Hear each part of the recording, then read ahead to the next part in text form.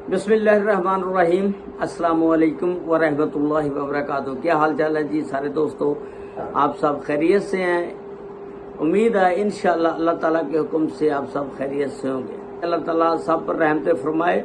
आज के व्लॉग में मैं आपके साथ एक इंतहाई यानी गमगीन करने वाला वाकया, जिसको सुनकर आप गमज़दा हो जाएंगे, परेशान हो जाएंगे कि एक नौजवान लड़का जो कि अभी उसकी बारात को 4 घंटे रहते हैं, उसने शादी के लिए दुल्हन को लेने जाना है, उसकी शादी है, लेकिन 4 घंटे पहले अल्लाह ताला को नहीं मंजूर था, मौत के फरिश्ते ने उसको पकड़ लिया।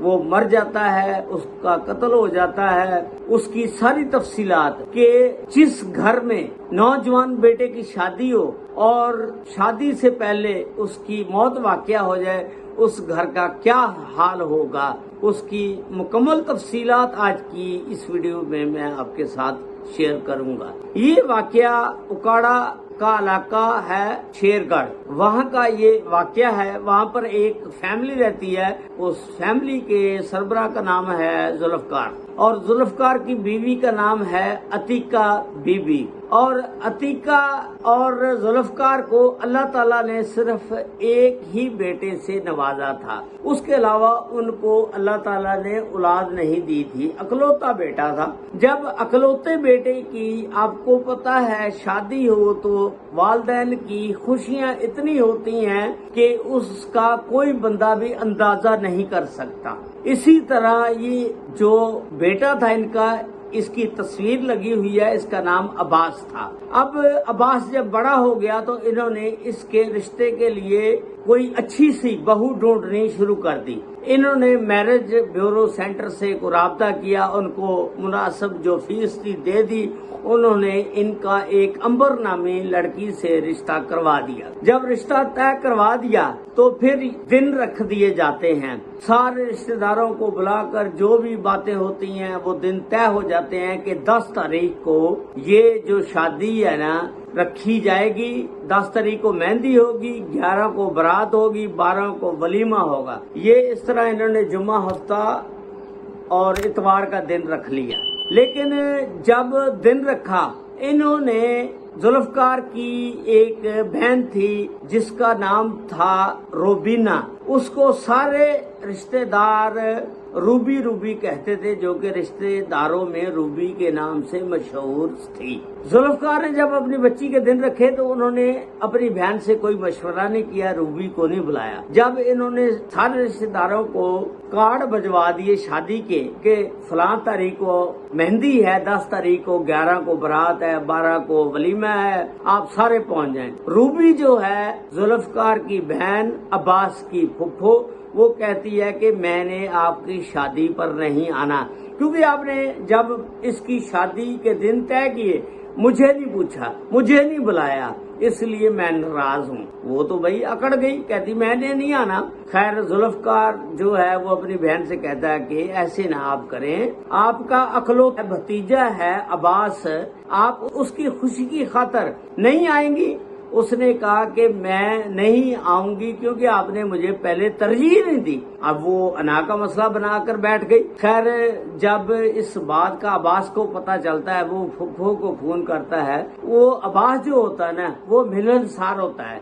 वो कहता है कि फुफ्फो, मैं अकलौता भतीजा हूँ आपका, आप मेरी शादी पर नहीं आएंगी तो फिर ये तो बात अच्छी नहीं लगेगी।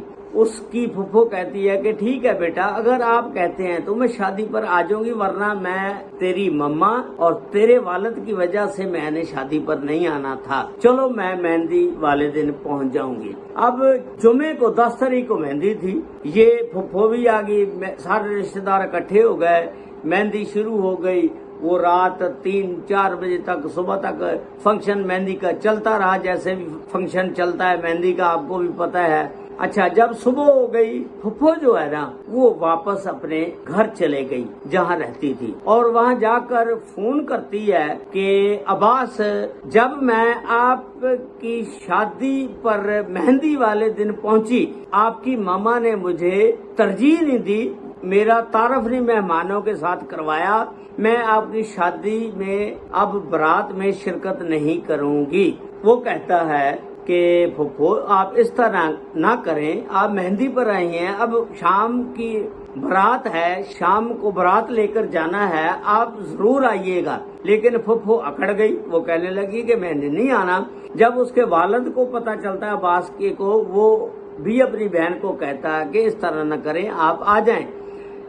उसने कहा कि आप तो औरतों के गुलाम हैं, आपकी बीवी अतीका ने मेरी बहुत ज्यादा बेइज्जती की है, मेरा तारफ नहीं करवाया, मेरे साथ अच्छा बर्ताव नहीं किया, मैं नहीं आऊंगी। वो कहता है कि तेरा इकलौता भतीजा है, उसकी बारात है, आप आ जाएं, इस तरह करें। खैर ये बात चलती रहती है। वो वालिद जो है जुल्फकार, वो कहता है कि मैं जाकर उसको ले आता हूँ। वो अब्बास कहने लगा पापा वो आपके कहने पर नहीं आएगी फुफ्फो, मैं जाता हूँ, मैं लेके आता हूँ। उसकी मामा कहती है अतीका, कहती है कि बेटा आपने शाम को बारात लेके जाना है, दिन रखे हुए हैं, आप बाहर ना जाएं, ये अच्छा शगुन नहीं है बाहर जाना। खैर अब्बास ने ना जिद की, अपनी मम्मा से कहा कि नहीं मैं जाऊंगा जरूर। उसने बाइक उठाई, उसने कहा कि आधे घंटे का सफर है, मैं भी आ जाऊंगा। वो पाकपतन रोड पे छूट जा रहा है।